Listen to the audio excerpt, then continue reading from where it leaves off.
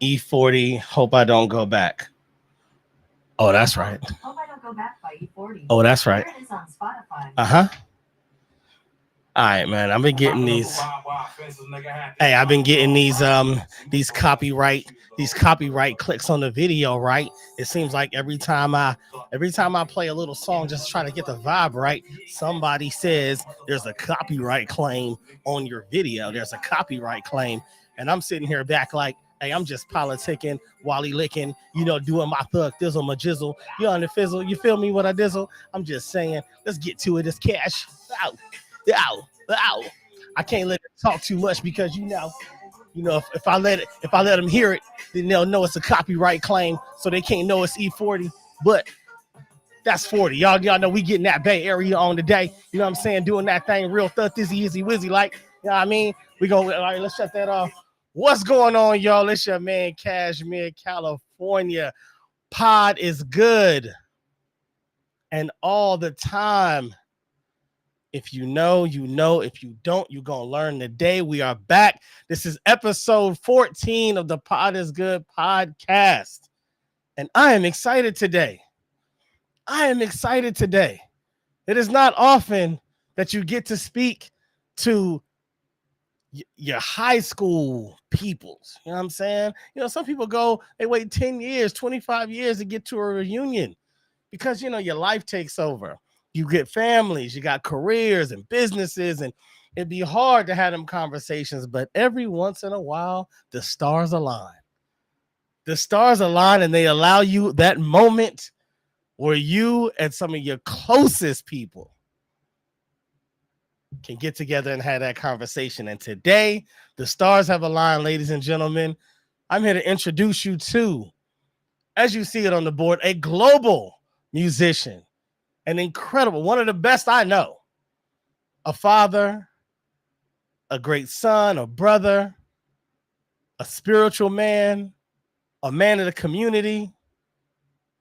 And I would love to call him my brother and high school friend. Ladies and gentlemen, into the studio, my man, Javance.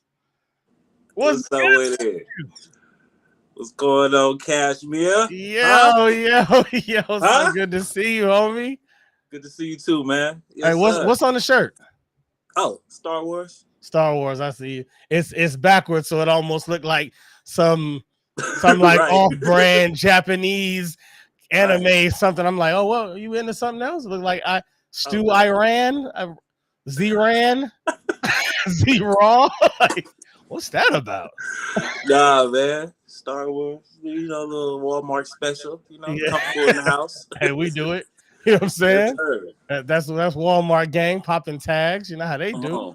Come on. Now, I'm Ross gang. You know what I'm saying? So not only do we pop tags, like we pop double tags because you get the original and then.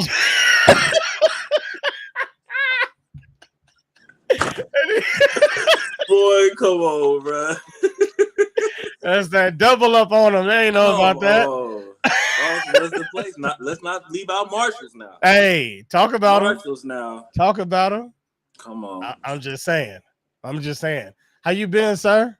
Man, I've been good. Just working, staying busy. My brother started a trucking company. We've been doing that. Fire. Oh, yeah. I need to hear about it. Yeah, so basically my brother had got in during 2020. He had got into dispatching. Okay. Him and a friend and opened up a freighting business, broking business. Yeah. And they were doing that for a while, and their dream was to get a truck.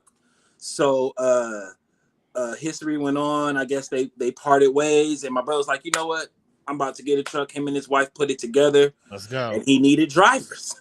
So I was like, in my spare time, I just got it going. But then we really got it going. So it's like, nice. It's an everyday thing now. And it's a good thing. And it's called the Butler Transport Legacy. Something that, our kids can, lynch into, any of our family members, friends. You know what I'm saying? If you want to come out and get a job, want to work, hey, this is where it's at right now. Everybody's going to want something delivered. So it's not a business that's going out. It's plenty of work for everybody. Amazon is going crazy. I encourage any brother that's out there to, get with your own chips and put your money behind yourself. And because it's a different feel working for yourself. Absolutely. Versus, working on a clock that, you know, somebody else is benefiting from your time. So absolutely. Yo, it's a lovely salute. thing. It's a lovely thing. And still doing the music, of course. Of course. Playing in church every Sunday, 3 services a week. There you go. You know, just keeping it going, bro. That's it. I love it. Okay, so Butler, what is it? Butler Trucking Legacy. What is it? Transport. Butler Transport Legacy. Yeah, box truck business. Basically, you know, going to 26? Amazon, carrying. That's it. Post offices. You doing 26s? Yeah, box Okay. truck. Okay. Mm-hmm. Yeah, I'm impressed. I'm happy. Yeah, Doc. I have a trucking story that's not so glamorous. And man, there's no good. Them trucking stories, Doc. Come on. I'm trying to figure out how to get my truck to the bay right now because so I bought a Freightliner, Cascadia day cab, okay, in 21. Oh, and things looked litter than lit when I first got it. I'm like, oh, I'm changing the whole game. Like, yeah, like babe, pack it up. You know what I'm saying? Go ahead and click order on your, you know, on the cart on Amazon. That's all the stuff that you want to buy eventually. Go ahead and just order all that. Just go and click it. And then, at least down here, it literally froze up, bro. When I'm talking, I tell people there was like a 90 to 95% drop in rates. I kid you not. I can show you emails where this distance of a 30 mile drop from the port, they were paying $6,500 for that.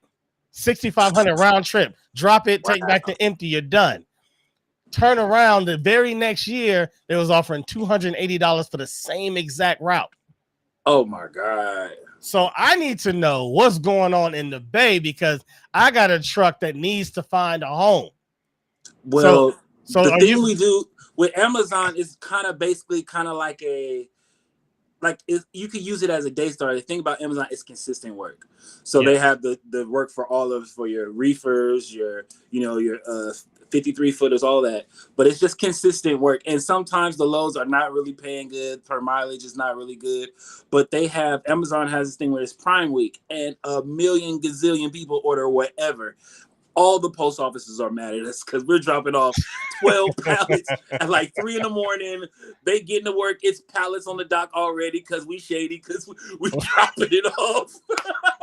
Because we got to get to the next stop. Y'all dropping it off like a kid. We dropping it off. You drop it off like a kid you don't want anymore. You at the hospital like beep beep.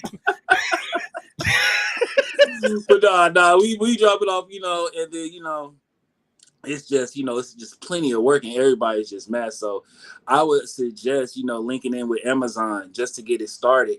They do have long hauls that go for you get 5 racks, 6 mat, but it comes down to the mileage they paying per mile and how much you're spending on gas. So got you. Yeah, I might need to make some adjustments as far as like just region because I did some Amazon work out here. More of their like port and rail work, and you're right. Like the rate per mile was just like, all right, it's just kind of enough to keep things going. Yeah, when things get low, just to kind of pad, the low end.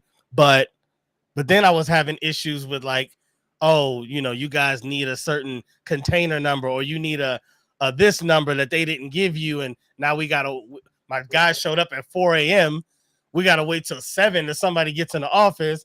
He just chilling outside. I'm like, man, this ain't it, fam. I'm still paying him. 2.5 hours, and they don't open up until 4 a.m. I got there at 1:30. Like, bro, Tubi is good. All right, and so do you guys do anything else but Amazon, or is Amazon kind of like? No, Amazon is just one of the things. There's DAT. Yep. 1, 2, 3 load board. Yep. It's all types of boards you can get used to. It's all of how you like to work. You like to work in the morning or you like to work in the daytime against traffic or whatever the case is. So it's all types of. And then you trying to look at my one trucking friend said he had looked into mattress companies and to tire companies that need consistent movement. Work out those contracts. work every week, every month, or whatever. Yeah. It's all how you plan it, and that's what I'm coming to figure out is how you plan it. Yeah, kind of use all those tools to create the type of flow that you want. Definitely, because this box trucks guys out here doing like at least 4 loads a day throughout the day, trying to make at least 1,000 a day. Yeah. So somebody, I know more about the tractor side. So if someone was getting into box trucks, they're doing 26s or whatever, which is the max. Would you tell them, what would be your recommendation to them? You saying start with maybe Amazon is kind of like a jump off point. Definitely. Maybe some other ideas like what's a rate per load that they should try not to go under. Like any other tips for somebody that's just starting out? Definitely go with the Amazon because, like I said, it's consistent work. If you want to get your MC number with the experience, and that comes into play too. The how long your MC has been on. Sometimes you can't get certain loads off DAT unless your MC has been good enough for 6 months. That's a fact. So now in that 6 months, you deal with Amazon to get that type of stuff going, and you get used to working. Because I mean, it sounds easy. Oh, jump in the truck, go pick it up, drop it off. But you don't worry about how many trucks is in line when you get there, and you need to be on time. You're not worried about how many loads they giving you. And once you get in that truck and you hit a bump and everything falls over, it's like it's so much. Talk that truck life. You got to get over that hump of like, okay, I'm going home.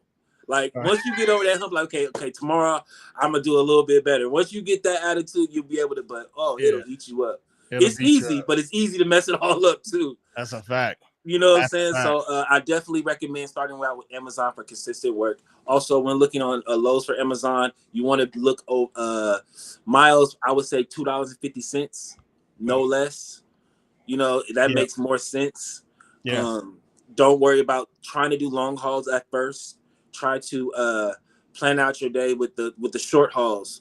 With just 2 or 3 stops. Don't go overboard with 6, 7 stops on one because you're gonna once you're late 10 minutes to one, you're 20 minutes next to the next one, 30 minutes. So it's like you want to stay on top of it. It's really about you being on time. Yeah. You know, keeping your scores up so Amazon can trust you for better loads and you can see other loads once you get and it's about a pay grade or not pay grade, but a grade level.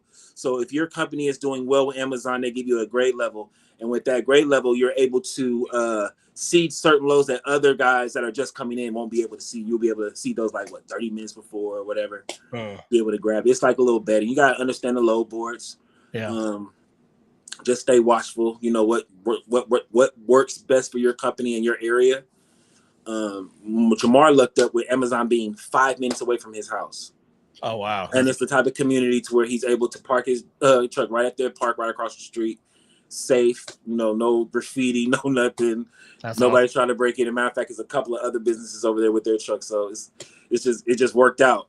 Yeah, no, and those are great points that you bring up because your distance to pick up your deadhead miles. Exactly, that's the big thing to factor in. Your parking, because pinning your truck, if you don't have a place to park it, you can end up $300, $250. That's what he was doing. We was paying $200 a month to park it at a gas station in French Camp when we were working out at Tracy.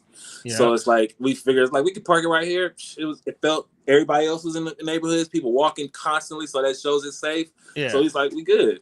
Yeah, and another great point was them being on time because, like you said, and you're 100% right. There are some brokers that won't work with a new authority. Yeah. And so if your authority is under 6 months, some of them, like I think XPO has to be like a year. One of them was like a whole year. Yeah. Some are a little less, obviously. But in that time, like you're saying, if you try to go with somebody like Amazon and you are late or your score is going down there, that could ultimately even affect your MC score. Yes. And then by the time you do get of it, you are you know what I'm looking for. You are okayed to work with the XPOs and the Schneiders and the CH Robinsons. Then they looking like, yeah, you right. not looking good, buddy. You're right. That's a fact. Yeah. That's what's up, man. Tell them I said congratulations. That's definitely. That's awesome. Definitely. That's awesome. To anybody out there, it's like anything else, man. It's consistency. It ain't gonna be easy. Anybody that's selling you the dream that, oh yeah, just jump into this and you can make 30 bands a month. Like, come on. If they was making 30 bands a month, they wouldn't be sitting down in front of a camera, telling you to go make 30 bands a month. They'd be out making it. Come on. Because you gonna have to move, baby. Man. And oh, we ain't even gonna go. We're having a whole nother trucking episode another day. Oh man, I got tons of them. With my little experience, I got tons of them. I already know. Too. I already know. You know me. I do. I can only imagine. All right. Let's get into Javance's story. So Javance is a career musician. This is what he does. This is what he's been doing since the day I met him. He's been and that was in high school. He has been playing his heart out since then, producing. Music has been your life. So for the people that don't know you, give us a little snapshot of your story, how you got into music, maybe your first instrument. Tell us a little something. Well, it's all about that church. You start off in church. A lot of these musicians. Amen. You start off in church because usually you go with that family where you bored in church and you sit over there by the musicians. First thing you fall in love with is the drums because it's something to do in church. So I started off with the drums, just as anybody would. I picked up the bass around 7, just wanting to be different because everybody played the drums and never got a turn. So hey, ain't nobody playing this. So never got a turn. So for real, bro. And then, or if you playing shout music, you get tired, you out of there. They gonna have to trade the next drum round. but yeah, going through that, growing up with a family that was predominantly musically, my father and my uncles, my cousins, all was into the church heavy and playing music. Yeah. So I took that turn, started playing the bass a little bit, picking it out. My dad taught me a couple of things. And it wasn't until early 90s, my mom and dad had separated and my mom started going to church in Fairfield. We were going to church in Richmond. I'm kind of a Bay Area kid. So so she went back to Fairfield and we were going to church out there. And there I seen a guy on the organ and I was 12 or 11 and he was 16. And where I come from, they didn't let kids play the organ. Oh no. So no, not it was like, you can't touch this. Like you ain't got it yet, sir. You ain't been divorced. You ain't got fired before. You ain't ain't nobody burnt your car up. You ain't went through enough in life to play the organ in church. Oh my bro. The Lord ain't worked with you in yet. My head that I can't touch that. So by coming to Fairfield and seeing this young kid on the organ, I'm like, wait a minute, he's not getting in trouble. And I was like, hey, and watching my dad play the organ keyboard all my life, it really never clicked really to play this instrument. I always just I'm gonna be different. I'm gonna play the drums or the piano. But then I started learning from Kenny Martin. And that just took me to a whole nother. I started playing for the high school choir in 9th grade. Just only knew 4 songs, just wanting to play. Yeah. And then just coming through, coming up with the dance thing, me and you. And I think that was a lesson for, me to learn what people want to feel when they're out there on the dance floor, out there in the audience. Because me and you, we used to be out on the dance floor doing, and we know what we like, our rappers. Yeah. Even in church, we be like, okay, they slamming Claude up there going in. We like, okay, we know what it feels like for music to sound good. And I want to be the one on the other side making that happen. So I took, back in those years, took on, piano a little more seriously. Yep. And then, did a little bit of schooling in Solano, kept playing for churches, then started playing for gigs. And the rest is history. Just kept playing and played for a couple of people in the industry. Played for Kenny Lattimore. I played for Kim. I played for Chico DeBarge. Hold on, man. Hold on. You're giving them too much too fast, man. Hold on. All right. We're gonna get there. We're gonna get there. I promise. I want to know, because you said you started in church, which you're right. We all somewhere started in church. Before I was rapping on the mic, I was singing in the choir. That's just how I go, right? Yes, sir. Especially for us believers who our families were in church. What did Steve say? He was in church all the time. Monday night Bible study, Tuesday women's meeting, Thursday everybody. It was just like every day was something. I mean, I can't say I was there every day, but I know you as a musician were probably there even more than me. So you're playing in church, you're going through the different instruments, trying to find yourself, basically trying to find a place that feels home, that gives you that that outlet in that moment. So you kind of start honing in on it. But when do you finally get your first instrument at home? And what instrument was that? The first instrument I got personally was the bass guitar. Okay. I think my father used to buy me some guitars, but Jamar and Janine, my brother and sister, felt that they were slides when they were in the cases. And I came home from school one day and they were broke because they put it on the bed like this and wanted to weave down the slide. And now I can't play guitar or nothing. But my dad had bought my sister a keyboard, and that keyboard was a Casio, and it stayed under her bed for years. And one day I just pulled it out. Pause. And great timing. You know what I'm saying? And kept it, you know what I'm saying? And my mom seen that I was kind of excelling at it, so she kind of took it on a little bit. My dad was always busy. He was playing everywhere for everybody at the time in the gospel world. So my mom kind of took the time out, and she even started kind of learning how to read notes, kind of showed me a little bit. But I would get on like, I ain't trying to play ABC. I'm trying to go straight for the church, all shout, everything, right? Surpass all of that. Chopsticks. I ain't playing chopsticks. Nah, we gotta get I'm not playing chopsticks. But I should have honed in then, because I ended up having to read and try to figure that out once I got to college. You know, so. All right, you touched on Pops. Love Pops. Yes, sir. Yes, sir. You said Pops was playing all over the place. Now, when I first met Pops, obviously he was dominant in the church. He was the guy. Yeah. You know what I'm saying? You knew if you didn't know anywhere that the Holy Spirit was gonna find their way that morning in any other church in the world, once you saw right. Once you saw Mr. Butler up there, you're like, oh, they're gonna stop by here. I know that. Yeah. So who else was he playing with? Back then, he had played with Pam Bluford Smith, and that was his first shot when he got on Bobby Jones Gospel. She sang at a lot of stuff. He played for a lot of just random artists throughout the Bay Area. He did a lot of weddings, a lot of convocations. My dad really didn't step out into the industry as far as, R&B, nothing like that. If it was just for a wedding. And that kind of, in a way, kind of inspired me to do more, hey, no, we need to get out here and see the world and play other genres. I end up liking jazz. Me, Francois, and Nick, we actually had a group called Genesis 3 back then, and Nick played sax and I played keys, and Francois be on drums. We actually I remember last month we got a chance to play together after I don't know how many years at the Mount Calvary picnic at the church. It was dope. Oh, you was there? Yeah, I was there. Dude, I was up. Oh, I missed so much not going to that picnic. So I was in SAC at my dad's place. Oh, I brought the whole fam up, so because they hadn't seen my mom praise dance, and she was praise. We were right after your mom. So I didn't. But my mom was supposed to be.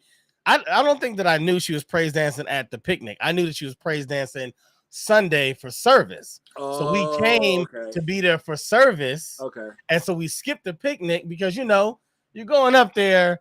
You got to see both parents. You know what I mean? It can't just be a Bay Area trip just for mom, right? Right. Just is what it is. Life of a hey. So we decided, all right, bet we're gonna go to Sacramento Saturday. Let the kids hang out with Pops. We took them to Scandia, had a whole day then, and then we'll be with Mom Sunday. Go to church, hang out afterwards, yada, yada, yada. Completely missed Genesis. Yeah, we were there. Completely missed you. We was there. And I saw Francois at church Sunday, but I didn't even know Nick was still playing. Yeah, that's the thing. Nick didn't play the saxophone. We was like, Nick, you supposed to be out here with a saxophone. He played the keyboard or whatever because, he's a keyboard player now. But it was good to see everybody. Shouts out to Mount Calvary. I love everybody. Love y'all. Absolutely. It's always good to be home and see. I love the fact that I got a chance to speak to Sister Lee. Yeah, me Mama too. Lee is like, Yep. I haven't got a chance. We used to, back when I was coming up, we used to always see each other at funerals. And she's like, okay, I'm singing this. You know this? I'm like, yeah. So we go for it. So we used to call each other Nice. funeral buddies. So it was so good to see her and say hello, and just everybody else. Mount Calvary, I love y'all. Y'all my peoples. Absolutely. Yes. That's where you and I, that's where our friendship really started to blossom. Yeah. Yes, sir. Mount Calvary, the Integra. In Ooh, that green Acura used to be everywhere, didn't it? Right. If it wasn't that green Acura, it was that green RAV4. Ooh, oh, come on. Come on. Our guy. Dude, I think about Big Mike every single time I hear Cap keep coming, Cap keep coming, Cap keep coming, Cap keep coming. Every single time I'm like, there go Mike. That is the best intro of all time. It has the most anticipation, the most, like, you're asking Smith, like, what's happening? Wait a minute. And it also, like, number one, everybody's gonna dance to it, but it gives everybody time to get out there. Exactly. You know what I'm saying? Like God. You have a bill. There's only 2 songs that I feel like have the best dance intros. You're 100% right. That's number 1. Shout out to Luke, Uncle Luke. Yeah, Uncle Luke. Number 2 has got to be Juvie's. That don't. Did you see the Tiny Desk? I did see the Tiny Desk. At least I saw a part of it. I didn't watch all of it, bro. I didn't watch all of it. It was crazy. Killed. Yeah, I gotta go back and finish it. You gotta watch that one. Tiny Desk has such a long playlist. Like, you'll end up like starting somebody. It's like, oh, he got one too. And you click that one. Oh, she got one. And you click that, and you don't end up watching the whole concert. It was crazy, bro. It was one. It's it's super nostalgia. You know what I'm saying? Yeah, absolutely. And then just the live arrangements is just dope. It's just dope. And Babyface had a good one, and Uncle Charlie had a good one. Charlie was great. And Usher, they've been hitting lately, bro. I think they're finding out that them having them horns in the background is just that icing on the cake. Yo, big shout out to Tiny Desk. Let me tell you some research I did on them, because in coming up with my podcast, I kept trying to get a feel for how long it takes for an online experience, whether it's podcast, production, concert, whatever it is. How long does it take for it to really pop, right? And Tiny Desk, the Black Thought on there, boom, you on it. Like we already know Tiny Desk. It's a household name for any musician, music lover, artist, whatever. Right. Dude, do you know, I can't remember the number now, but they've been doing it for like maybe 7 or 9 years. Mm-hmm. And you go back and look at some of the early artists, it's nobody And when I say they put their numbers in, it's like 30, 40 concerts in a year. I mean, they was doing numbers, putting in work. Back then, nobody knew these people, no named artists, or at least let me not say no name. Let me say low name, because maybe they weren't, the baby faces and the juveniles of the world, but they kept going, kept creating traction. Another hint at the greatest factor that anybody can have is consistency. Exactly. You got to have consistency, even in what you're talking about with trucking. Staying consistent, like you said, getting through those days where it feels like I'm hanging this up, getting back in the saddle. Exactly.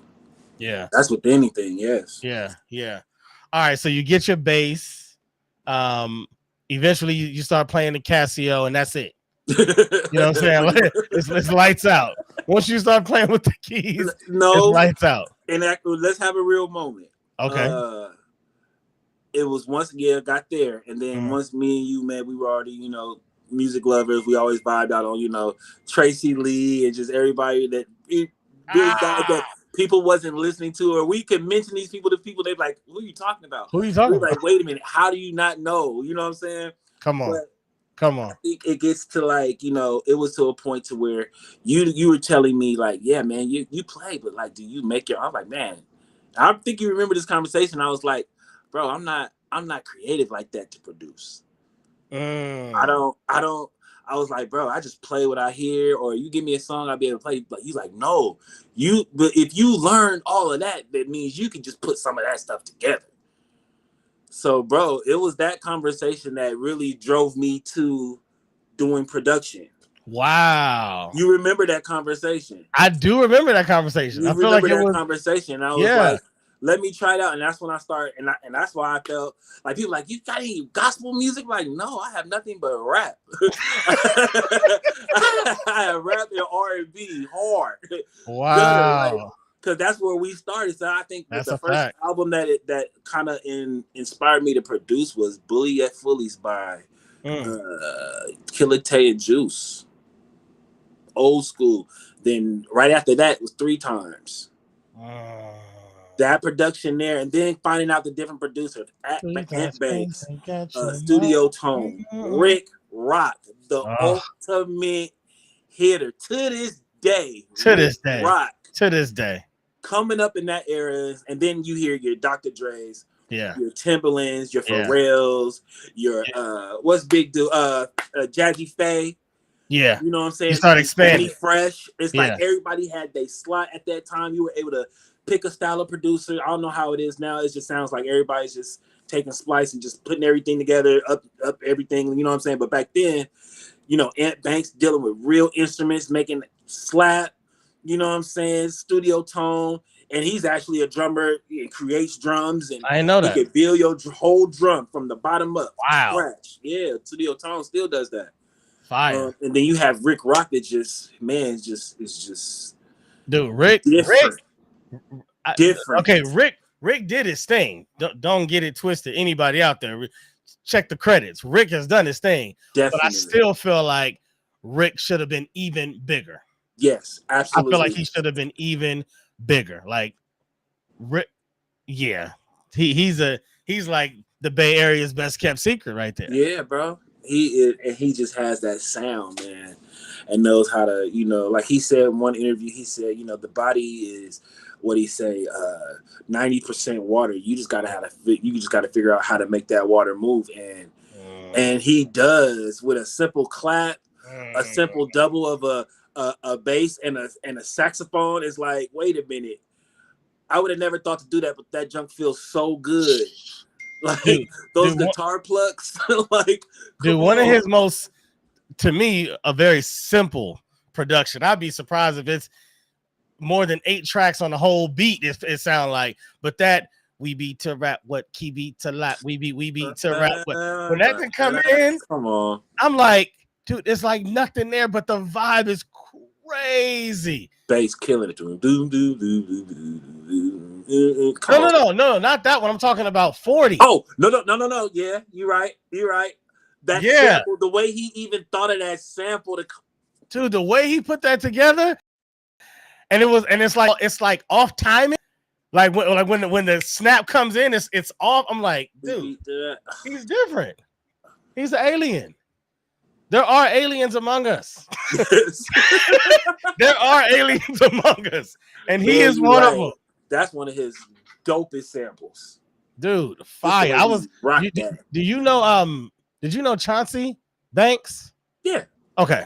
I assume you did. I mean, I don't know who doesn't know Chauncey from that lived in Fairfield, but when I was up there, I saw Chauncey at the church. Oh yeah. So I told him about the show. He was like, I'm gonna be on it. He was like, I hope you still doing music. I was like, wait till I send you some stuff. Just wait. And first thing he said was, well, I sit down with everybody. Like when I shake hands, I really shake hands. He do. Like he was like, I got Rick Rock contact. I was like, damn, like that. Come on, back pocket for years. Yo, shout out to Rick Rock. Shout out to Rick Rock. And if you don't know, and Chauncey, if you don't know the influence that Rick Rock has had on the music landscape, maybe not today, because I don't know what he's doing right now, but if you go back to like the early 2000s, or just type in Rick Rock production and be amazed. Be amazed. Sit down and see. It ain't just Bay Area artists. It's gonna reach its way over to Jay-Z. It's gonna reach its way down to Snoop. It's Rick Rock. Yeah, bro. What the world is missing. They had this mixtape called what was it? It was with Boots. They had this mixtape with nothing but Rick Rock beats with remixes, and he had a Janet Jackson remix on there. He had a Busta Rhymes, that Janet remix, Son of a Gun remix. Y'all have no idea. That boy went crazy on that. I could only imagine. The automatic remix with Dub C. I asked him, I was like, where is it? He's like, bro, I don't know where that is. You can't find it nowhere. But that thing was 25 songs deep of remixes, bro. I wish I can get that again. I wish. I tell him that every time, like, bro, you got that Watch Out. Watch Out Now. That's what it was called. Watch Out Now remix. It was a Watch Out Now mixtape. Hold on. I'm trying to pull it up because I want people to see this. I want everybody. You know, I feel like the Bay Area is on the map, but I still feel like we're still trying to get it on the map. You know what I mean? I feel like when they talk about the Bay Area, they kind of hit, you know, one or two names. You know what I'm saying? They don't see the depth that's in the music out there or in the production. They don't see the influence. And, you know, I don't know if you've heard this a lot, but I've heard a lot of people take a lot of credit from the Bay Area, saying that it always just kind of sounded like certain Midwest, like Kansas City sound and whatnot. Did you hear that? Yeah, I always said that, you know, like when Lil Jon came out and like his style, I felt like that was old school Bay Area. Like old school hip hop Bay Area, like, you know what I'm saying? He just kind of like really tweaked it. Shouts out to Lil Jon for sure, because he killed the game. But that his style reminded me of that. Yeah. Like we always, I will admit that at a younger age, I did not appreciate the Bay Area sound as much as I did later on. And I think a big part of that was I was more locked into lyricism at an earlier age. Yes, and so the lyricists really weren't coming out of the Bay. Like the rhyme schemes and wordplay was, you know, it's very simple. You know what I mean? You start listening to Mac Dre and Be Legit. It just kind of felt, you know, like Too Short. It was very straightforward. It wasn't a whole lot of thinking involved that you had to do to get the line. It is what it is. And I was drawn to the Tracy Lees and the Nas's and the Andre 3000s, like people that it was way more complex. Maybe the beat that Andre was rapping over was nowhere near as fire as like a San Quinn beat. Right. But to me, San Quinn ain't really saying what I need. You know what I'm saying? To kind of get me going. Yeah. So I feel like it took me some years to really get back to the Bay Area sound and appreciate it. Yeah, though. You know what I'm saying? I remember we used to be on that East Coast stuff, like, man, because they lyricists out there. They were lyricists, man. And you know, we didn't really have that. So you talked about a lot of, you know, getting into production, which I didn't know that. I remember that conversation, but I did not know that it was that conversation that really hurled you in that direction, which is dope to hear.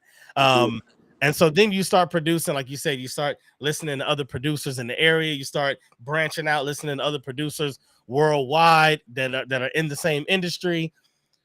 At what point do you feel like you started finding your sound? When I actually start making consistent money, when people used to call just because, oh, they need, and I got really good at remakes. Since I was able to play everything, I never really used a sample. I would just sit there and play it and just replay sounds with different stuff. And that kind of put me on with different artists. And then I think my sound, I kind of always mimic myself behind Rick Rock. So my sound was like a, you know, you could tell I was a protege of Rick Rock.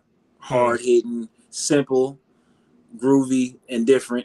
Try to be, but you know. Yeah. But once I was able to start producing and being in certain rooms, and even in a room to where Rick Rock walked in and it was like, "Hey, good to see you." And then he walked in, gave somebody, because we had met prior to, and he had gave the engineer out. That's when B Legit was coming out with his album. He was working on B Legit. I think almost B Legit's last album back then. It was like one of his last big albums. They were working on it. And he came in, he was on the phone, he gave the engineer his ADAT, he walked back out, and everybody's like, dang, that was Rick Rock. Then Rick Rock walked back in, oh, my bad, bro. How you doing? And I was like, hey, what's up?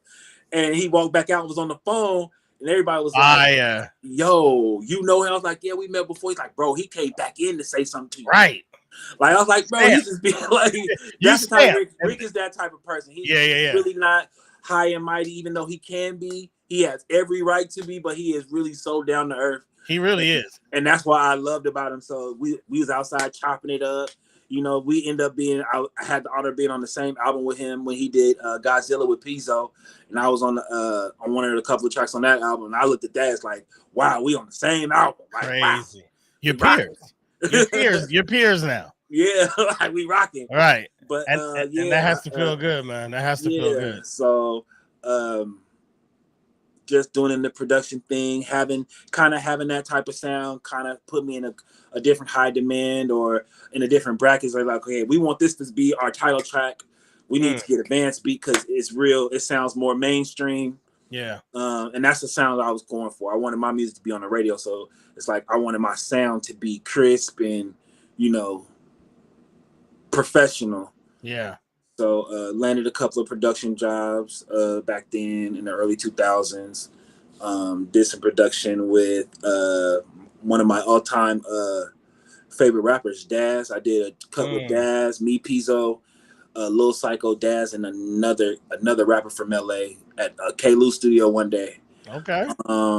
Shout out to Daz. Yeah. One of my favorite. He has one of the dopest cadences to me.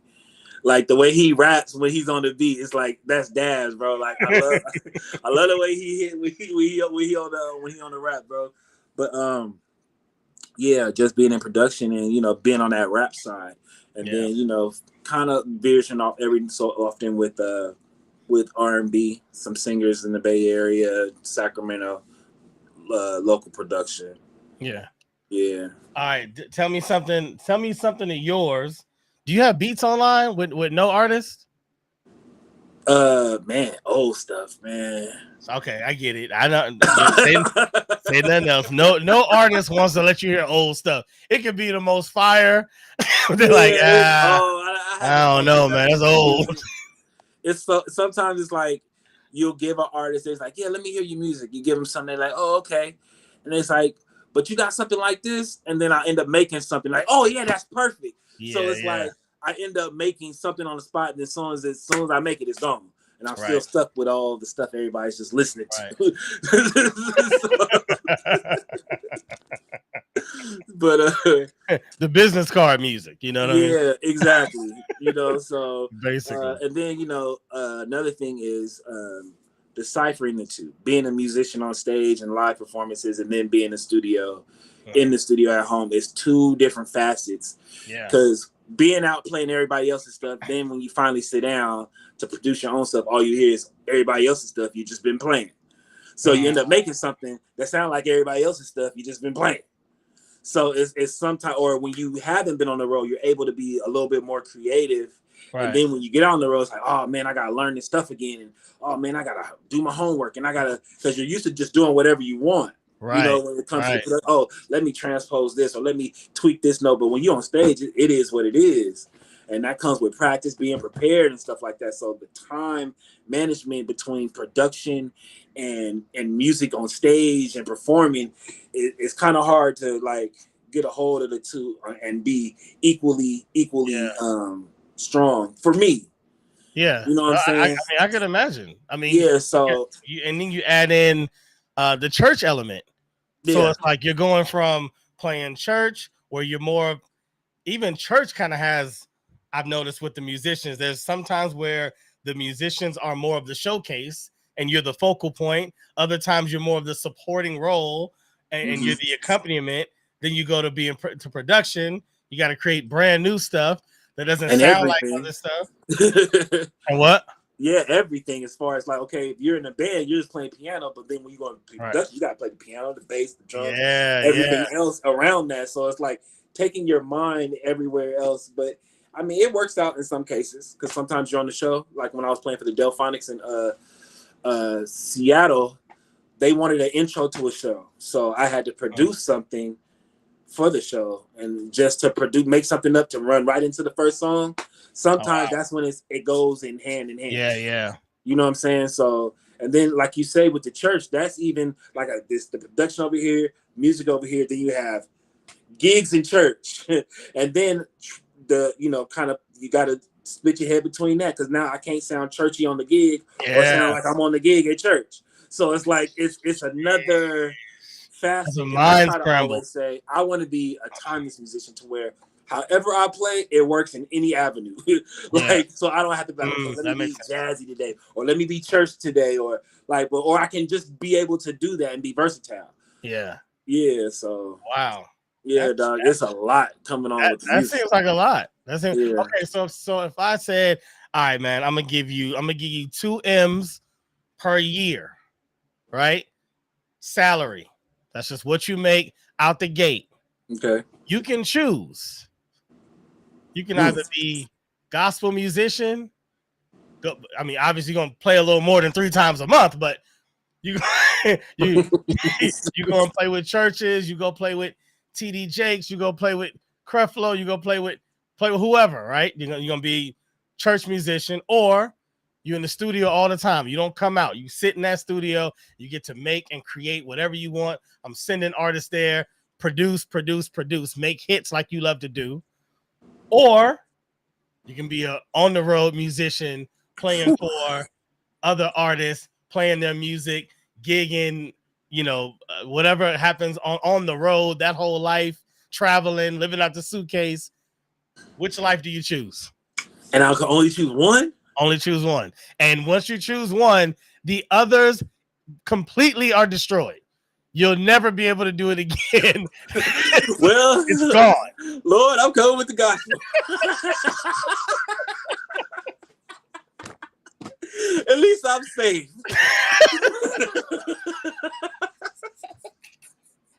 No, but that's a good question. But each facet has its own, see what the gospel thing is. Okay, it's gospel.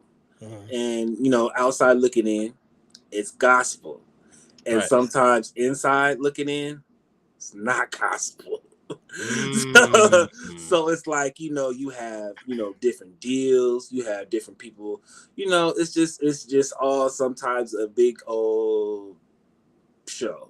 Yeah. And in some cases it's not. Some cases it's integratable. It's really what it is. Yeah. And you're able to be there and be there spiritually and be able to be spiritually fed and stuff of that nature. But there are places where you just go to work, you play, do what you're supposed to do, learn the song, play for the choir, play for the soloist, play for the pastor, play for the outro, and you go home. And you come back the next day, and that's all you do. And that's, that's just reality. Yeah. That's just reality of it. So it's all how you look at it as far as church and being a church musician. Yeah. Now, the thing about the church is that makes it different from the gigging. You're probably not going to travel too much doing the church thing, depending on what type of church thing you're doing. Now, you'll be everywhere, places you wouldn't even think you would be on the gig. Right. And some people come into the musician thing, and even I came in like, okay, I want to be a musician. I want to go on the road. I want to do this. I want to go this, and hopefully I'll make enough money to buy me a house, buy me a car, do what I'd ever do, and all I have to do is just do music and go on the road. Yeah. But you learn going to find out once you get in those avenues that the music journey is basically just an experience.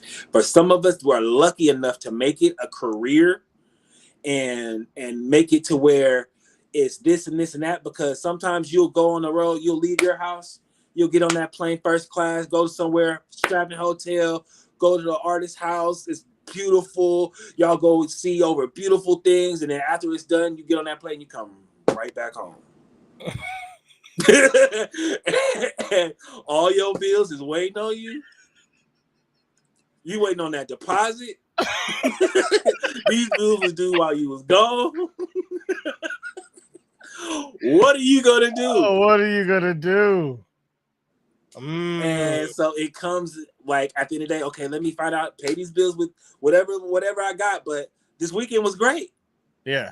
I had an experience, met this person, hung out with this person, didn't even, seen this, seen that. Had a great experience. You know what I'm saying? So it's on how you look at it, Yeah. Not everybody can make it a solid career. It takes a lot to make it a solid career. You're gonna be gone. You're gonna be in a lot of plane delays. You're gonna, you know what I'm saying? There's a whole lot of that's fit into that time frames. Like we said earlier, being on time, showing up. Yeah. Cancellations, stuff going wrong, stuff not going the way you want it to go. There's a lot to come with it. I see you trying to get out of picking. You gonna pick, man, because because look, in my setup, you've already made it a career. So you can't even go to it's hard to really make it a career where you're making your money. You're getting 2 M's. Life is good. Life is good. Wherever you 2 M's can go. 2 M's can go. This is a fact. This is a fact. 2 M's can disappear. Right. But that's just your salary. You got do other things in this lane. You can't do them other things though. Yeah, you can sell Star Wars shirts if you can get the right deal with Lucas, Hey. Enterprises. All right. Hey, so if you had to pick one. If I had to choose one, I'm gonna be honest. I would choose production. I'm at home. I'm in my own way. I don't have to learn nothing that nobody gives me. I'm all to myself. Yeah. And if I want to do church at home in production, hey, I can still keep my guy with me. I still got the Lord with me. So, hey, I'm good. I think that's anybody was like, yeah, man, I'll be at home. Production 2 M's, okay. Yeah. We gonna make this 2 M track, gonna give us another 4 M's. Oh, there you go. So thank you for starting us off with this 2 M's, and we gonna keep it rolling from here. Now these royalties. So now that deal is off. So I'm off to church. Now. Hey, keep your 2 M's. Keep your 2 M's. I'm going back to the Lord. Thank you. Oh yeah, that's a great question, bro. That's a great question. That's what's up, man. Yeah, there are some things about your, musical journey that I didn't know, which is that's really cool. You work with a lot of people. Who's your favorite? If you can say. I would say my favorite show that I've played was the Kim Show. Kim is great. The Kim Show, and I don't just say that because it's Kim and it was somewhere where. If I'll tell you the story about it, it was somewhere where I was in front of 10,000 people by myself when I was supposed to be playing with someone. And when I got to Jacksonville, I get a call, and shout out to Ivan Johnson, the one that helped me out, and my big brother DOA out there in Sacramento, the big brother of us all. Nice. They put me, they had me sub because the other keyboard couldn't play, so he's like, we'll call Vince. And I came in, I flew in. The guy that was helping me, Ivan Johnson, he was supposed to be the MD, like kind of help. I was going to play main keys and he's going to play auxiliaries and like, let me know when to come in, let me know whatever. Yeah. So I get there and Randy calls me. Randy is the guitar player. And if you've ever seen old school Jill Scott stuff, he's the guy with the beret on the head with the guitar. Okay. He calls me and I don't realize it's this guy until later on. I'm like, dude, I watched you all this time. Didn't even know you was in. I'm sitting here eating breakfast with you. But so he calls my phone. He's like, "Hey, this is Randy. I don't know if I'm thinking he's calling me as like, hey, I just got to the hotel. I don't know where to go. I don't know where nobody's at. I only have your number, whatever the case is." So he calls to tell me, he's like, "Yeah, man, I don't know if you know, but Ivan's not coming."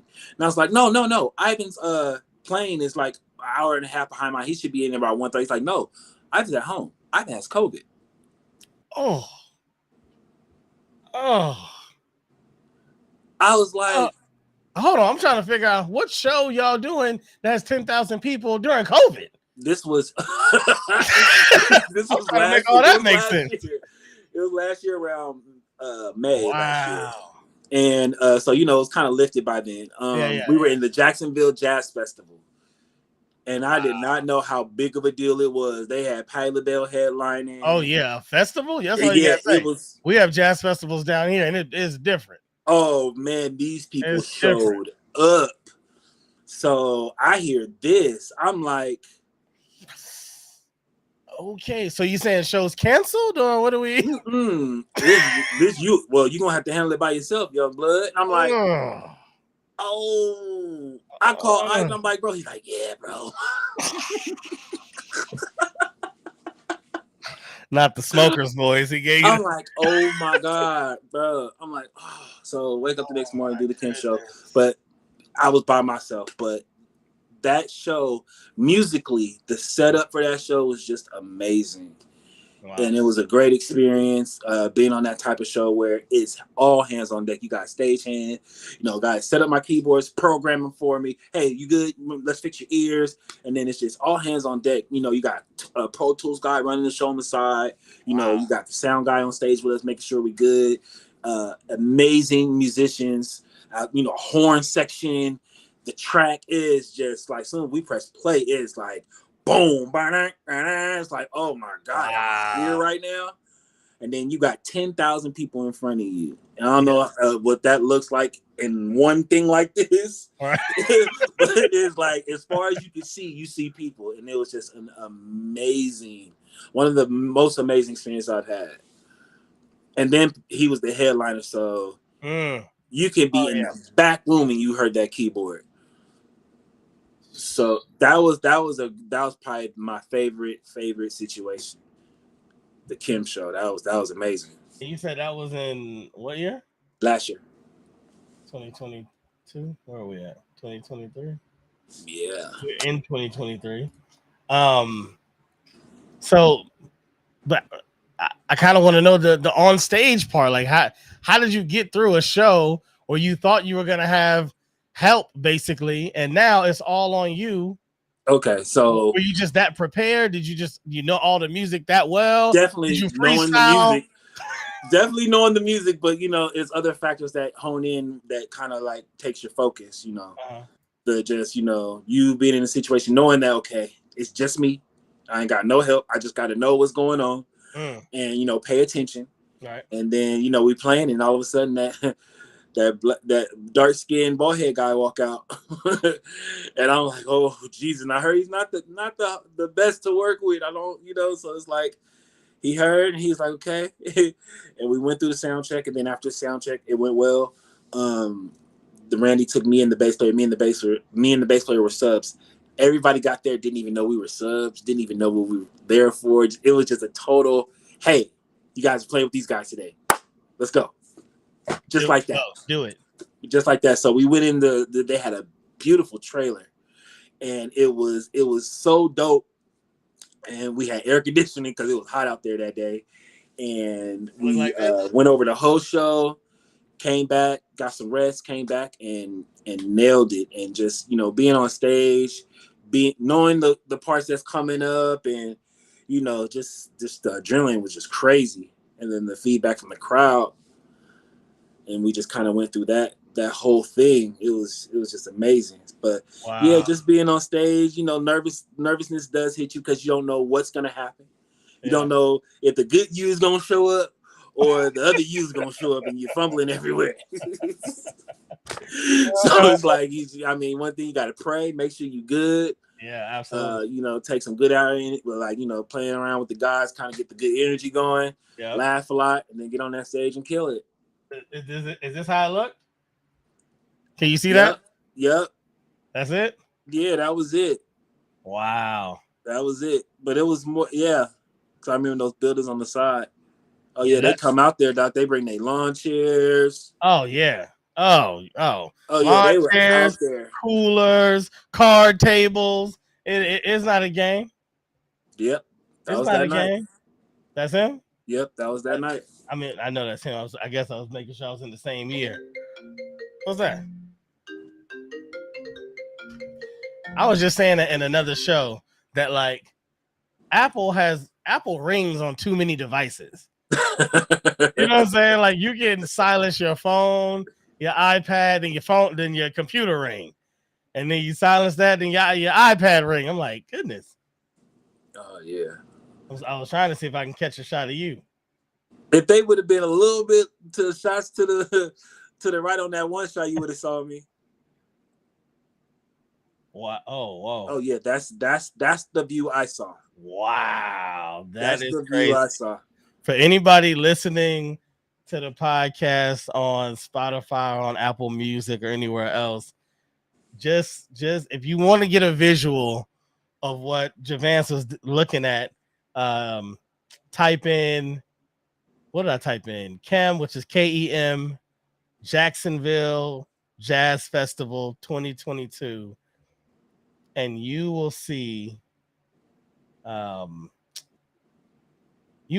photos to let you know how great of a musician you have to be to look out and see this audience and stay confident and execute. Exactly. That is a talent within itself, Doc. Within itself, because you can play at home all day. You know what I'm saying? In rehearsal, you could kill in rehearsal. People don't understand. A different vibe when you know that red light is on. When them lights get bright enough, it can shrink anybody. Yes, it will. It can shrink anybody. And I'm happy for you, bro. I'm happy that you were able to do what, anybody back home already knew you would do anyway. If you were ever given that opportunity. But as luck would have it, as COVID would have it, you got put into what sounds like maybe one of the most trying moments of, for you as a professional musician. Yeah, that was definitely a story. So coming out of that, did you just feel like, okay, like I already knew I had it in me, but the fact that I pulled that off, sky's the limit now. There's nothing. I ain't gonna lie. After that show, I was grateful. I was like, yes. Like, as soon as we hit that last note, I was like, whew. Right. Straight up, because that was a one. I had a lot of moments where I had to play by myself. I had to start songs. Kim was listening I had to start him. So it's like, and then after the show, we all go in there and we're like nervous to see what he says. And he actually comes in the trailer. It's like, you guys did well. It didn't feel like we were missing anything tonight. So what else you want? Coming from him, that'll walk right past you if you're his keyboard player. Right. It was like, because he's serious, he's focused. Oh yeah, he locked in. So you know what I'm saying. So for him to say that was like, okay, whew. That's huge, man. And I did get another call after that. So yeah, done deal. It was good. It was cool. It was cool. Yeah, I see the joy on your face just talking about it. Talking about it. So that sounds like that's one of your greatest experiences as far as the live performance goes. Now in the studio, you produce for a lot of people. You've had a lot of artists in there. I'm pretty sure like you said, different genres, mainly rap.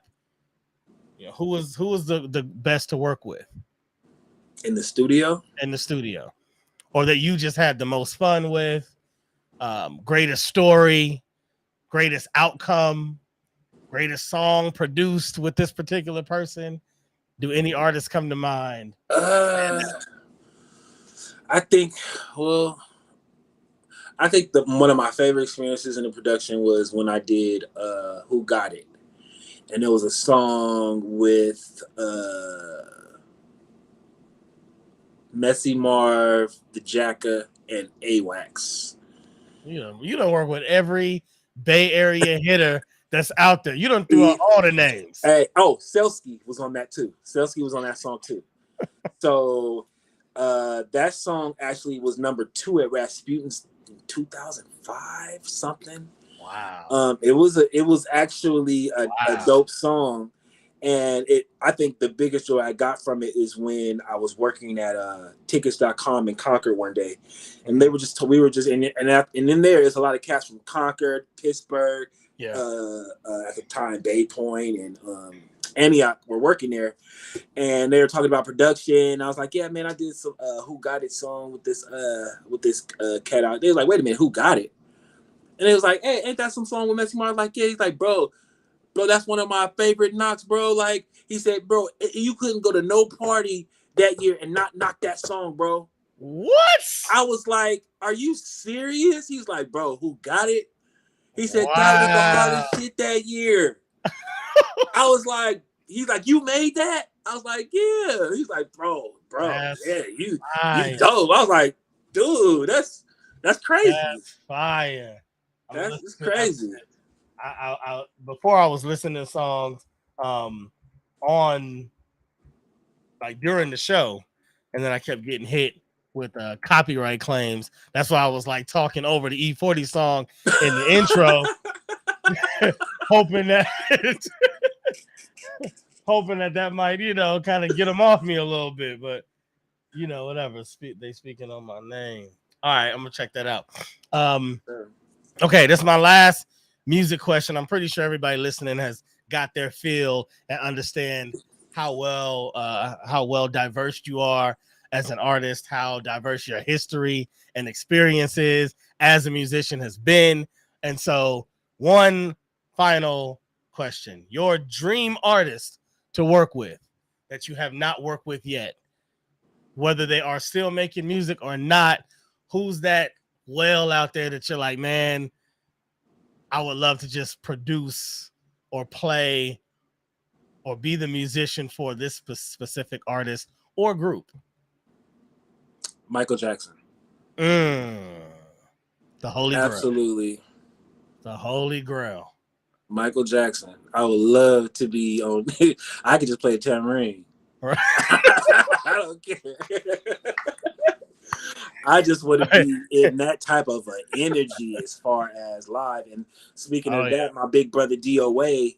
I don't know. Your dad probably heard of knows DOA. Oh yeah, absolutely. My dad told me about DOA back when I was young, when he was telling me like, yo, I think you could do this, bro. Because my dad is the first person that I was rapping Chubb Rock.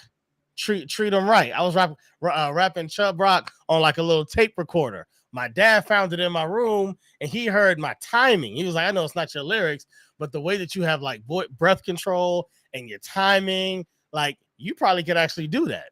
And so DOA was one of the guys he was telling me about during that time, because I think he knew him. I think he was hanging out with him or something like that. Bro, DOA is my big brother, though. When I say this man has been everything every musician has ever wanted to be or do, he has done it and has an amazing story.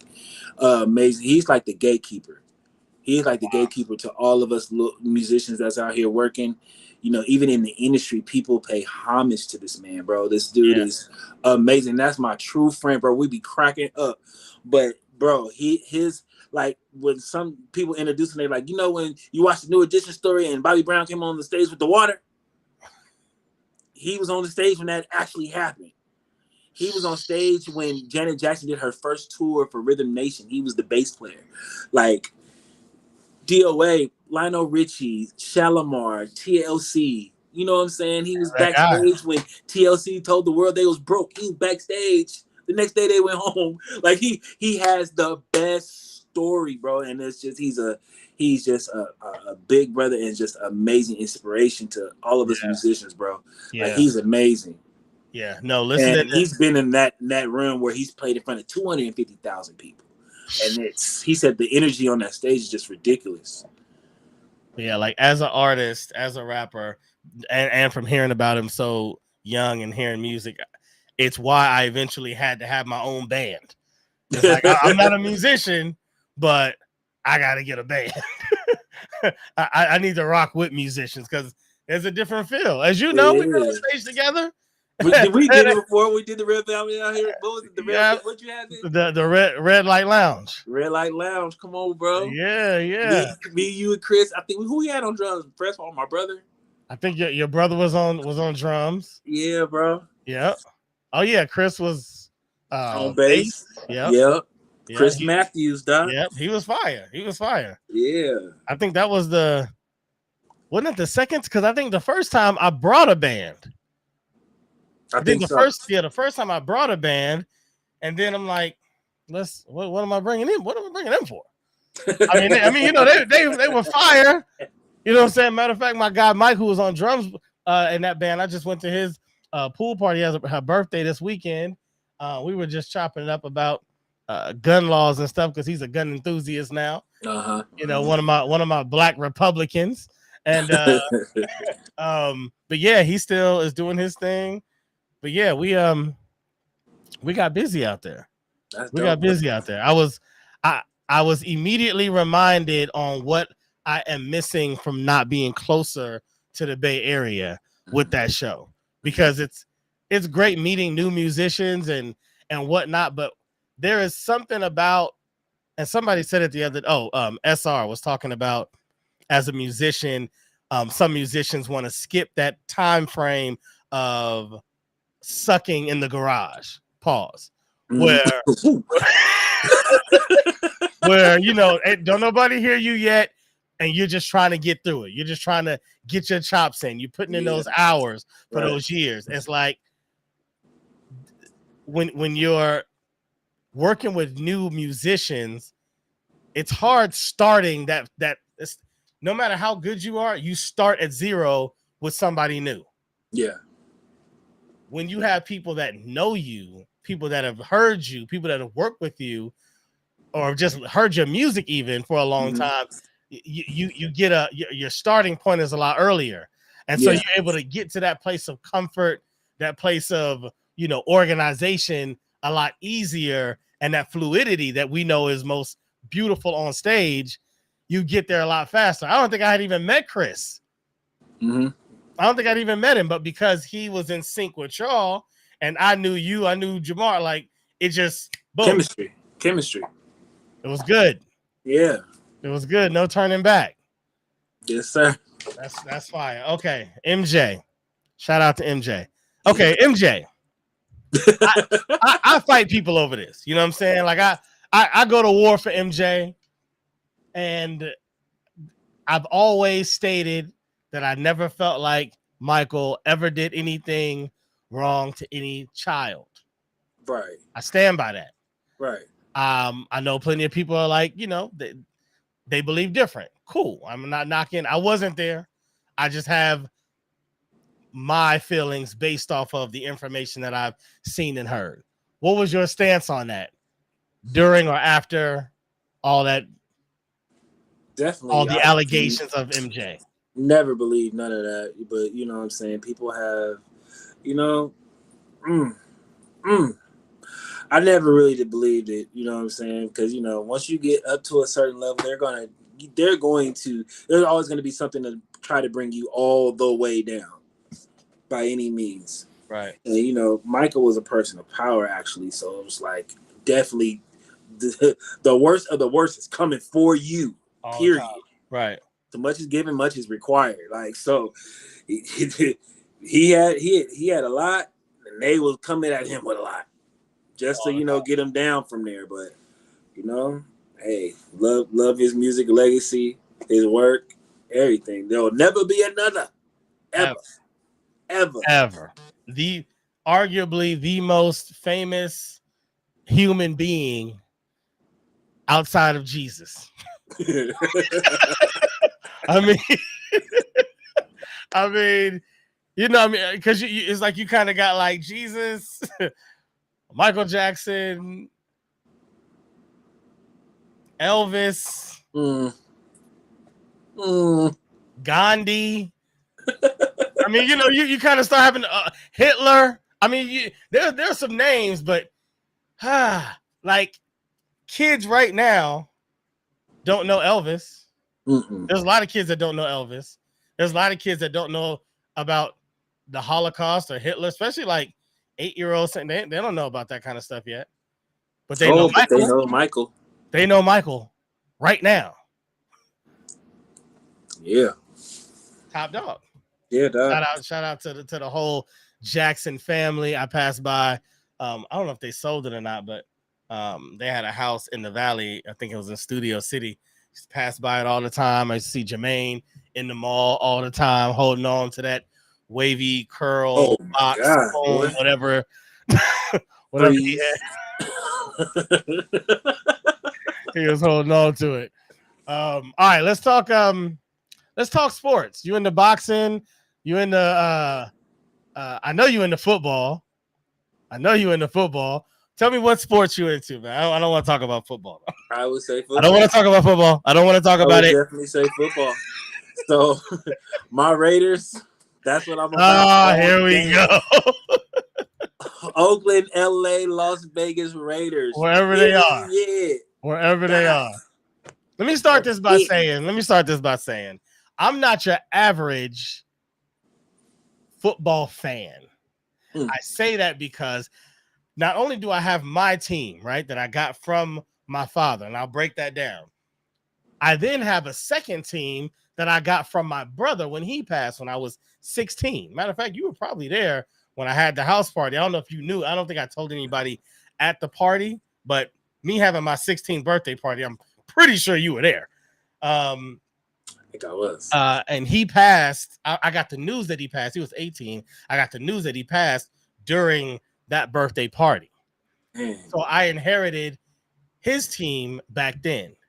But as just a football lover, as a person that played football, I just love the game. So you will hear me rooting for other teams, not against my teams, obviously. I'm that way too. Like I root for, and I'm saying that because my team is the Cowboys. See the face? You see the face? I don't have no problem with no Cowboys. Everybody I ain't gonna lie. see it? I don't got no problem with Cowboys. See, most Cowboy fans despise the Raiders. They despise the 49ers. DOA is a Cowboy fan too. Yeah. They despise the Eagles, right? I love the Raiders because they're the only team that wears those like something about the black and silver. I rock with it. So when they be playing, I'm like, let's go. Come on, man. Let's go. Come on. You know, until they gotta play us. Then it's like, all right, don't go no more. Don't go. So how are y'all looking? How's your Vegas team looking going to the season? Well, being a true Red fan, I never look at it like that because it's always something. Okay. You know, it's always our year. But you know what I'm saying? Like you, I am a lover of the game. You know, yeah. I like watching football, period. But I had the honor of going to the Raider and 49er game this year, the first of the year at the new stadium, and it was just amazing. And I think, you know, you had your rivals out there, but then it was the moment when Ice Cube, Too Short's on the stage, and everybody just came together. It's the bang.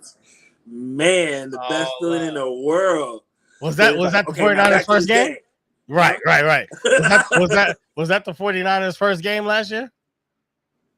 First game? No, it was one of the last. It was toward the end of the season this year. Oh, okay.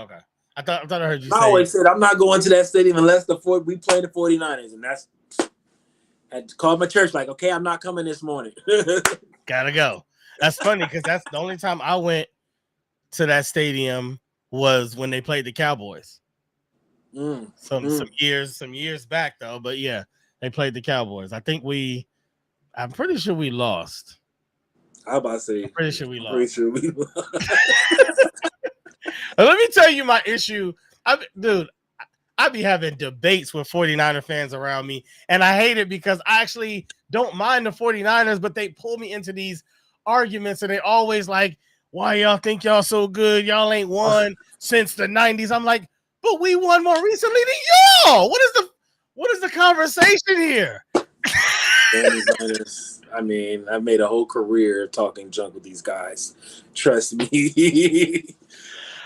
Oh yeah, man. I think that's how I became a fan, going back and forth with Niner fans, man. But it's like we have a love-hate relationship. Yeah. Absolutely. It's like we hate y'all, but you know, we from the Bay, so it's all good. But still, like I mean, even the trip in Vegas, it was like, you know, we was out there talking our thing, but it was a mutual respect at the end of the day because we, you know, from the same area.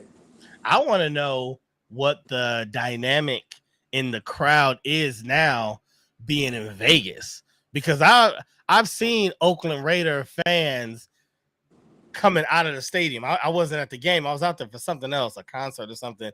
But you know how the stadium's mad close. Like I saw them coming out, and I'm like, yo, it's a vibe. They got like the LA Dodger vibe when they come out. It's gangster, right? I ain't gonna lie. And when I went, it was actually way more Niner fans than Raiders. It was a lot of red out there. But the game was so good to where it was like, okay, we lost, but hey, we won. That was a good game from the top to the end. Like, we thought we was gonna win it. Like, but it was just like, and then afterwards, you would have thought people would have been fighting. It was none of that. It was cool. Everybody walked out. Yeah. Like they're like the Niners like, yay, okay, let's go. Like, it was no time. Everybody was right out of there. But it was a good game, good vibe. I'm so glad I went. Yeah. I'm going this year for any type of Raider game. That stadium is amazing. Dope. So dang, what was I about to ask? Your team. So you guys got rid of Carr. Mm-hmm. You got rid of Carr. You still got Jacobs, right? Mm-hmm. Mm-hmm. You still got what's your running back's name? Jacobs. No. I'm sorry, not your running back. Your receiver. Devontae Adams. Adams. In my head, I had like Devontae Jacobs.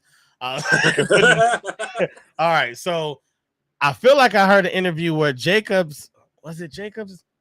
No, where Adams was saying that he didn't love the move that the coaches made for the QB position.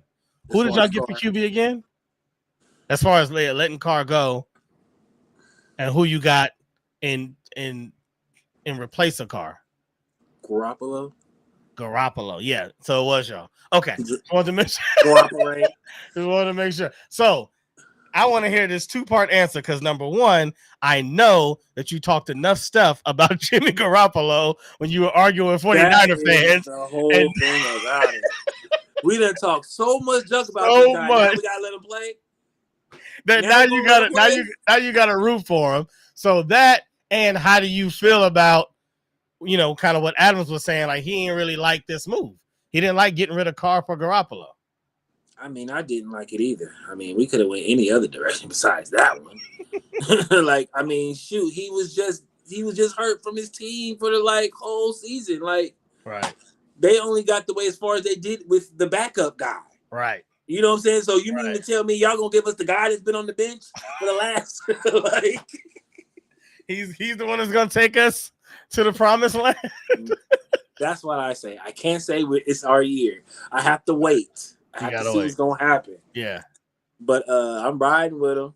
Period. You know what I'm saying? Yeah. So you know for a fact you guys cannot have a strong winning season or a deep playoff run with Garoppolo without hearing it from the 49ers. If you guys have an amazing year, somehow y'all make it to the divisional, then you make it to the conference championship to see 49er fans are gonna, y'all ain't do nothing to y'all. Y'all had to take our leftovers. Y'all had to eat. Y'all had to get our sloppy seconds. They can't wait. Finally, they cannot wait. You better not have a good year. I'm telling you. Look, but this is how it's gonna go. Either we're gonna start off good and then end terribly, or we're gonna start off terrible and end good. It's one of those facets, but I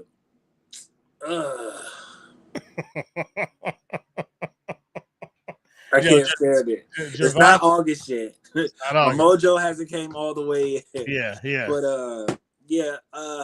we'll get there. I don't know what we're gonna do with that type of decision, or what we got in our back pocket if it don't work. So we're gonna. I was thinking about doing some watch parties. So maybe I don't know if you guys. I think you guys are on our schedule. We usually are. Maybe we had a Cowboy Raider game we can jump on. Oh yeah, watch the game. Hopefully it's a good Monday night. That'll be nice. Because sometimes I miss all the football. Oh yeah, all the Sunday all day on Sunday.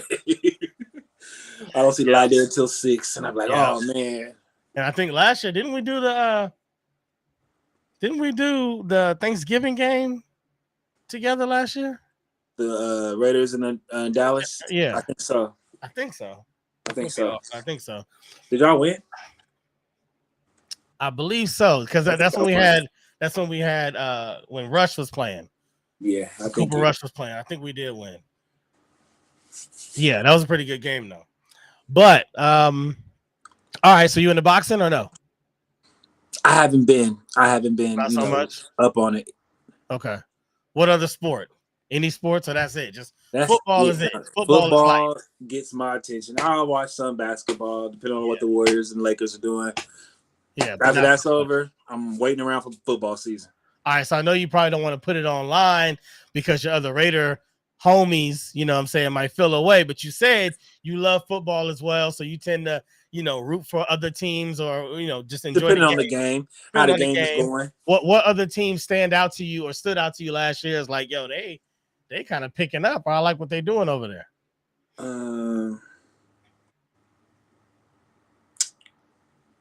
Cincinnati. The Bengals, yeah. Cincinnati, I kind of was like, okay. Cincinnati made a crazy. I wasn't paying attention to them since Icky Woods. Like since they was doing the Icky shuffle with Boomer Esiason in the bowl, right? Right. Like that's the last time I knew about them. So when they came around in these past couple of years, I'm like, when did the Bengals get good? Yeah. They made some changes. You know who got me was the Dolphins. Oh, when they got Tyreek Hill? Dude, the Dolphins been looking like squad with Hill, with Waddle, like they got some threats. You can't see. I hate dudes that play those teams on Madden and they just cheat. Like Tyreek Hill straight to the Raptors, especially with Mahomes the year before. Oh my god! Oh, forget about it. That was like a cheat code. Like why I'm going to play the Chiefs? Right? Because all Mahomes going to do is throw it to Hill. He's going to beat anybody back there. Anybody, boy. Can't stand it. It's like, man, play with the Bengals. Somebody that ain't got all the fastest niggas. Right. Not everybody with 100 score. Like, come on. Too much. Waddle's quick too. Like, come on. Yeah, Waddle is underrated. There. Waddle is underrated. I just told somebody though, the 49ers, they got a great team. I'm still anticipating and to see who they're going to use for quarterback because they went through four quarterbacks last year. Yeah, because dude was a third string, wasn't he? Yeah, so they started with Lance because they were going to trade Garoppolo in the offseason. No one wanted him. Till next year, y'all wanted him. Lance gets injured. Trey Lance gets injured. Game one, like the first game. Game. I think it might have been like the first quarter. Like it was early, so they don't even know what he can do. Then they bring in Garoppolo. Garoppolo gets injured. Then they bring in Purdy. Purdy gets injured. Then they bring in I didn't know they had a black quarterback. Right, he was like, oh man. So they went through 4 quarterbacks. So I'm interested to see which direction they go because I believe Lance is healthy, but y'all don't even know what he can do. Purdy took y'all almost to the promised land, but he's Mr. Insignificant.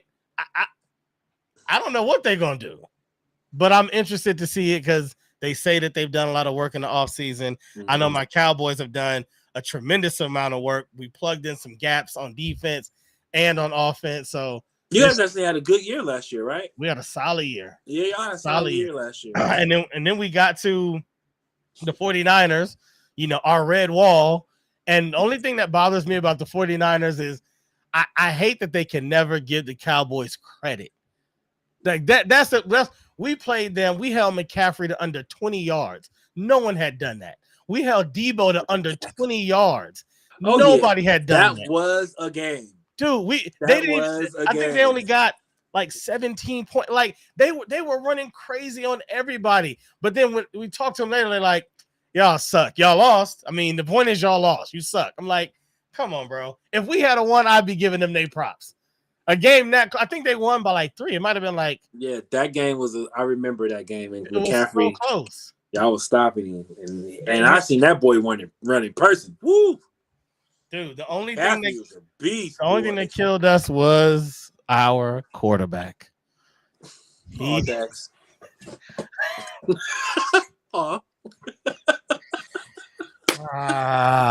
And he's back. So we still putting our faith in him. And I mean, Dak has some moments, man. Dak has thrown parties. Hell, just the game before, Dak threw a party in Tampa Bay and got what's his name up out of there. Sent Brady on packing. Go on home, man. What? Go do a podcast, brother. What? That was his last game. Put him out of there, but then Yeah. All right. So anyway, all right, man. I'm not gonna keep you longer, bro. I Yes, enjoy sir. your time, you being here. I should have told you this in the beginning, but you know the saying, God is good, Pot is good. pot is good. So we go, pot is good all the time. So you say all the time, I'll say all the time. You say pod is good. You got me? Okay, say it again. So I'm gonna say pod is good, and you say all the time. Okay. And then I'm gonna say all the time, I and you said say pot is pod good. is good.